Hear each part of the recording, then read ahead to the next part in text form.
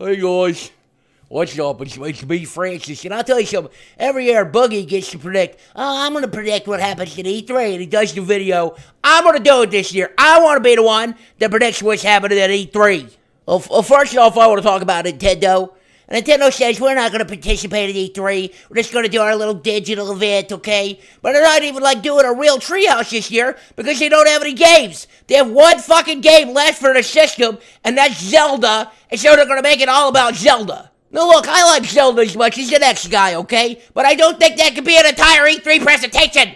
Okay, you need to talk about the NX. The reason they're not talking about the next console, the NX, is because in order to talk about it, they're going to have to tell us what they're planning. Well, they don't even know what the fuck they're planning. Their heads are so shoved far up their asses. All the different rumors say, they're trying to delay it and make it more powerful, or they're trying to put virtual reality into it. Oh, good luck, Nintendo. The last time that Nintendo tried virtual reality, they made it a little monochrome box that only had one fucking color and gave you a headache. They had to stoop down and lean on a fucking table to use. This one's going to have 27 different screens, 2 for your eyes, 1 for your asshole, 2 different Wiimotes, 1 to strap onto your cock like a dildo. I mean, what's the point? I do not want Nintendo to even try virtual reality. Why don't you try making an actual console instead? Now, EA is another group that doesn't even have a booth on the floor again this year.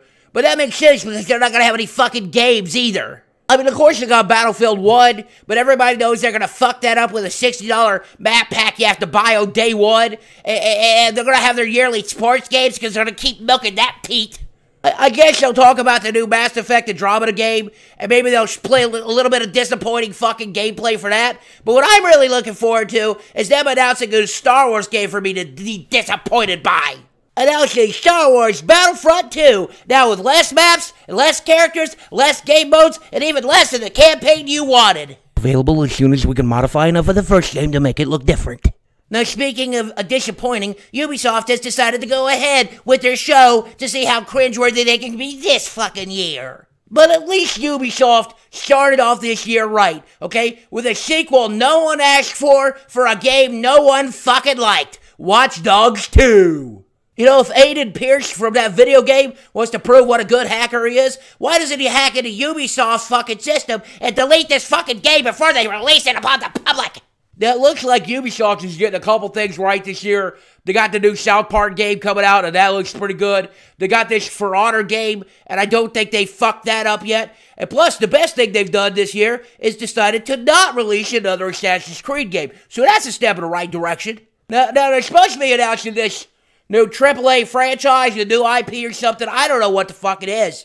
But I got an idea for Ubisoft. Instead of trying to make it like a real character and make it look like a real video game, why don't you just make the main character look like this so you can save a lot of fucking time, okay? He's going to look like this anyway.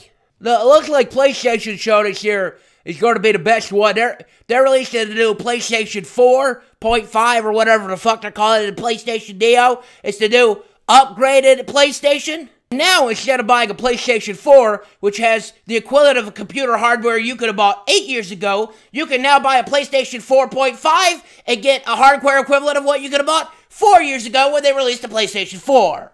Now, the rumor sheet says that it's able to put out 4K, but that 4K is only going to be for videos. The reason they're putting a better processor in here is for the PlayStation Virtual Reality. I think the PlayStation VR is going to be the flagship of the whole conference for PlayStation, okay? And I think it's cool. I've used it when it was Project Morpheus and I used the Move controllers and everything. And it's pretty damn cool. But it's missing one crucial element. PlayStation embraced the pornography. The pornography for virtual reality is so cool, okay? You can either just have exclusive games and sell thousands of devices, or you can embrace the porn and sell millions. Now, what Sony has to do this year, they have to bring the exclusives because Xbox got all the exclusives last year. And now PlayStation, what, you got No Man's Sky? You got Street Fighter, right? Like, okay, where's the good ones? Like, how far are we into this console cycle? We don't have a single God of War game, and I don't count the fucking remasters. I also predict that PlayStation will show us 48 more seconds worth of Last Guardian gameplay, and then bury that game for another 5 years. I think, finally, I'd also like to predict that they'll probably show, like, 8 different Japanese games that no one gives a shit about, but Shuhei Yoshida liked them, so fuck it, let's publish them. And then we got Microsoft, and I'm going to be honest, I don't know how to predict Microsoft because I don't know what they're doing. Because clearly, they don't know what they're doing. First off, I predicted that there's going to be a revamp for the original Xbox, okay?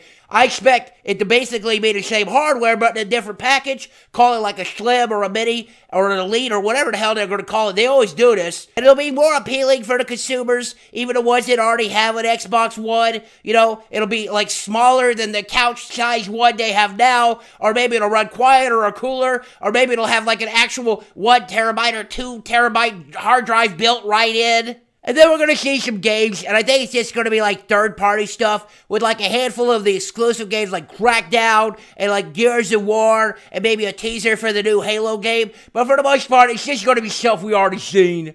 The one thing I can't make sense of about Microsoft at E3 this year is this rumor about a powerful console that's more powerful than the Xbox One, like an upgraded Xbox 1.5. Similar to what PlayStation is doing with a better processor, a better graphics card and stuff, but I don't know why they would be doing that. PlayStation is doing it because of the virtual reality, but Xbox doesn't have virtual reality unless Microsoft releasing a new Xbox One. One. What letter does one begin with? O. What else starts with O? Orgasms. What gives you orgasms? Pornography. What is the best type of pornography? Virtual reality! No, that's not it. There has to be more to it than that. Xbox One used to ship with a Kinect. But who uses the Kinect? Alright, that's right, nobody. Nobody uses that fucking thing. One. Why do I keep coming back to the O and one? What else starts with an O? Oculus. Oculus Rift. And the Oculus Rift ships with an Xbox One controller. They're already in bed with Microsoft. So does that mean the new Xbox could be compatible with the Oculus Rift? Do you know what this means? Microsoft, the most hated company in gaming, in bed with the most hated company in virtual reality? My God, people are gonna jerk off to their Xboxes.